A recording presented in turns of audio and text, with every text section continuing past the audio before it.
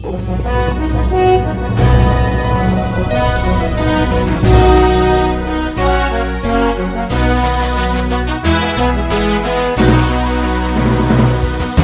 bagi saudara sekalian, marilah kita siapkan hati dan pikiran kita untuk menyambut firman Tuhan. Kita berdoa. Damai sejahtera Allah yang melampaui segala akal, itulah yang memelihara hati dan pikiranmu. Di dalam Kristus Yesus Tuhan kita. Amin. Firman Tuhan sebagai khotbah di minggu yang ke-10 setelah Trinitatis pada tanggal 21 Agustus tahun 2022 diambil dari kitab Nabi Yesaya pasal 58 ayat 9b hingga ayat yang ke-14. Beginilah firman Tuhan. Ini aku. Apabila engkau tidak lagi mengenakan kuk kepada sesamamu dan tidak lagi menunjuk-nunjuk orang dengan jari dan memfitnah. Apabila engkau menyerahkan kepada orang lapar apa yang kau inginkan sendiri dan memuaskan hati orang yang tertindas, maka terangmu akan terbit dalam gelap dan kegelapanmu akan seperti rembang tengah hari. Tuhan akan menuntun engkau senantiasa dan akan memuaskan hatimu di tanah yang kering dan akan membaharui kekuatanmu.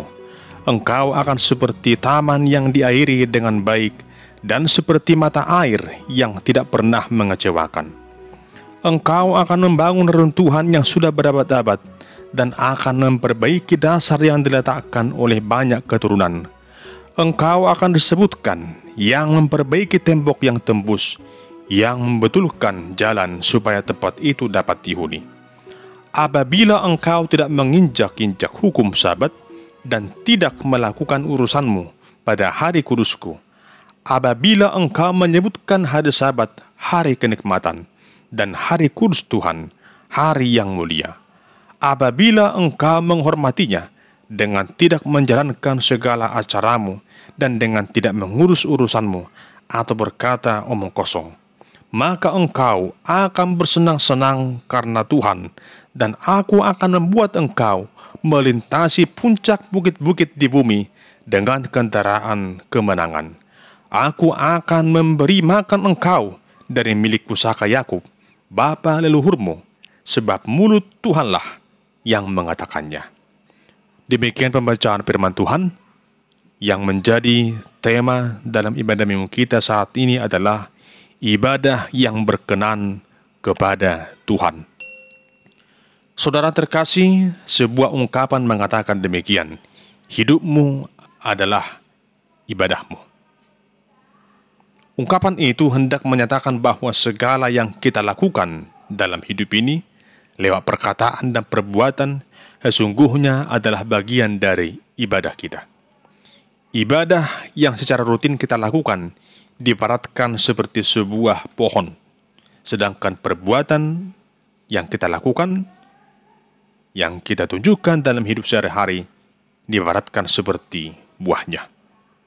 Sebagai orang percaya tentunya, kita pasti sangat berharap dapat melakukan ibadah yang berkenan kepada Tuhan, yaitu ibadah yang dibangun atas dasar penyembahan kepada Tuhan.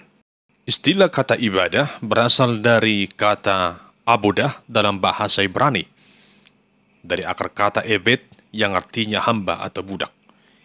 Jadi seorang yang menganggap dirinya beribadah seharusnya adalah seorang yang sungguh-sungguh menyadari bahwa dia adalah hamba Tuhan. Ibadah kepada Tuhan mengungkapkan suatu penghormatan, kasih dan ketundukan kepada Tuhan. Namun apa jadinya jika ibadah itu hanya dilakukan secara formalitas belaka, hanya sebagai rutinitas belaka? Tentu akan menjadi sia-sia. Demikian halnya yang kita simak dalam pembacaan teks khotbah minggu ini tentang bagaimana bangsa Israel yang menunjukkan karakter hidup yang bertentangan dengan pola ibadah yang kelihatan begitu sakral. Ada anggapan di benak mereka bahwa setiap rutinitas ibadah yang mereka lakukan, seperti pengurusan hari Sabat, berpuasa, dan memberikan korban persembahan kepada Tuhan, semuanya sudah mampu menyenangkan hati Tuhan. Akibatnya mereka mulai menyalahkan Tuhan ketika dua-dua mereka sepertinya tidak dijawab oleh Tuhan. Mereka justru menuntut supaya Tuhan membalas cara ibadah mereka itu dengan memberkati hidup mereka.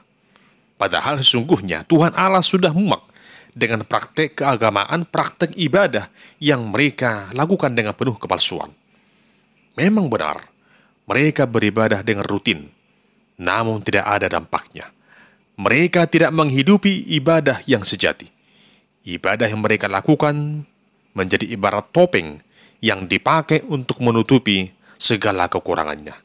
Sekalipun mereka beribadah, namun mereka tetap menindas, menyakiti orang lain. Untuk itulah Nabi Yesaya memberikan pengajaran untuk mengingatkan bangsa itu agar mereka meninggalkan kesalehan yang palsu itu. Allah mau agar bangsa itu hidup dalam kekudusan yang sejati, hidup saling mengasihi, hidup dalam keadilan. Allah tidak mau mereka hidup saling menghujat, saling menindas, saling membenci. Saudara yang terkasih, di ayat yang ke-9 hingga ayat yang ke-10 dikatakan sejumlah tindakan yang seharusnya dilakukan oleh orang Israel, yaitu tidak mengenakan kuk kepada sesama. Artinya tidak memaksa orang lain untuk takluk kepadanya. Sebaliknya mereka harus membebaskan orang-orang yang lemah, orang-orang yang tertindas. Tidak lagi suka mencari kesalahan orang lain, sementara kesalahan atau kelemahan diri sendiri tidak diperhatikan, dan tidak lagi suka menfitnah. Selanjutnya adalah mau berbagi dengan orang lapar dan memuaskan hati orang yang tertindas. Saudara yang terkasih, apa yang kita baca dalam kitab Nabi Yesaya ini merupakan sebuah teguran keras bagi bangsa Israel dan sekaligus satu pelajaran yang berharga bagi kita pada saat ini. Kita hendaknya benar-benar menyadari bahwa Tuhan sangat benci dengan kemunafikan yang penuh dengan kepalsuan. Namun apa yang Allah tuntut dari setiap orang yang datang kepadanya adalah hati yang tulus dan ikhlas untuk menyembah Tuhan.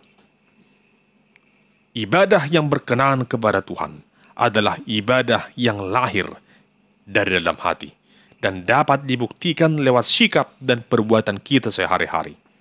Menjadi orang yang rajin beribadah, rajin ke gereja, ikut persekutuan, ikut ambil bagian dalam pelayanan adalah hal yang baik. Tapi jangan jadikan itu semua hanya sebagai rutinitas belaka atau sebuah kewajiban yang terpaksa. Ibadah itu harus lahir dari hati. Ibadah itu haruslah berdasarkan panggilan yang kita terima, bukan karena desakan orang lain, bukan karena ingin menunjukkan sesuatu yang ada dalam diri kita. Orang-orang yang masih menerapkan cara ibadah yang secara terpaksa akan tampak lewat sikap hidup yang sama sekali tidak ada perubahan di dalamnya. Tidak jarang kita melihat bagaimana orang yang datang beribadah aktif dalam kegiatan pelayanan, namun masih memelihara dendam, iri hati, kebencian, dan permusuhan. Ibadahnya dan pelayanannya jalan terus, namun dendam, amarah, permusuhan, kebencian, penindasan juga ikut jalan terus. Firman yang ia dengarkan tak pernah meresap dalam jiwanya. Lagu pujian yang ia nyanyikan tak pernah menyentuh hatinya. Sekalipun ia berkata-kata tentang kasih, namun yang ada dalam benaknya adalah kebencian dan permusuhan. Itu sama halnya dengan apa yang dikatakan Paulus, seperti gong yang berkumandang, semuanya akan menjadi sia-sia. Ibadah yang ia jalani tidak punya dampak atas dirinya, apalagi bagi orang lain. Tuhan Yesus sendiri pernah menegur karakter orang yang ibadahnya penuh dengan kepalsuan. Dalam Matius pasal 15 ayat 8-9 dikatakan, "Bangsa ini memuliakan aku dengan bibirnya, padahal hatinya jauh daripadaku. Percuma mereka beribadah kepadaku, sedangkan ajaran yang mereka ajarkan ialah perintah manusia." Saudara terkasih, Ini menjadi sebuah teguran keras bagi kita, agar bagaimana kita sebagai orang Kristen hendaknya menjalani sikap hidup beribadah yang benar dan menghidupi ibadah kita itu. Jika seandainya selama ini kita masih sering melakoni ibadah yang penuh dengan kepalsuan, maka inilah saatnya bagi kita untuk bertobat dari cara yang demikian. Ingatlah bahwa Tuhan Allah masih memberikan kita kesempatan untuk bertobat dan agar kita melakoni cara hidup yang benar. Tuhan telah berjanji, di saat kita sungguh-sungguh bertobat, maka Dia akan menjawab doa kita. Di saat kita berseru memanggil nama Tuhan, Dia akan berkata, "Ini aku." Semua itu akan terbukti dikala kita sungguh-sungguh mengasihi sesama kita, memberi makan mereka yang lapar, membela orang yang tertindas karena ketidakadilan, mengasihi sesama kita manusia, dan tidak memelihara dendam dan permusuhan atau kebencian, namun selalu hidup dalam cinta kasih yang daripada Allah. Yakinlah, hidup kita akan bercahaya seperti rembang tengah hari. Tuhan akan memberkati kehidupan kita dan menjadikan kita sebagai orang yang dapat diandalkan, sehingga hidup ini akan dipenuhi dengan damai sejahtera.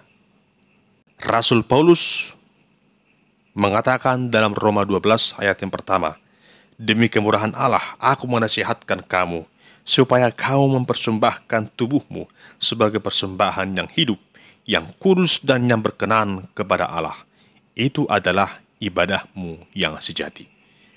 Demikian juga dalam Yakobus pasal yang pertama ayat 27 dikatakan firman Tuhan, "Ibadah yang murni dan yang tak bercacat di hadapan Allah Bapa kita ialah mengunjungi yatim piatu dan janda-janda dalam kesusahan mereka dan menjaga supaya dirinya sendiri tidak dicemarkan oleh dunia." Saudara yang terkasih, sesungguhnya menjadi orang Kristen itu sungguh bahagia sekali, karena di dalamnya kita beroleh sukacita atas anugerah keselamatan dari Tuhan Allah. Untuk itu hendaklah kita senantiasa mengucap syukur kepada Tuhan dan menunjukkan cara ibadah yang sejati, yang berkenan kepada Tuhan.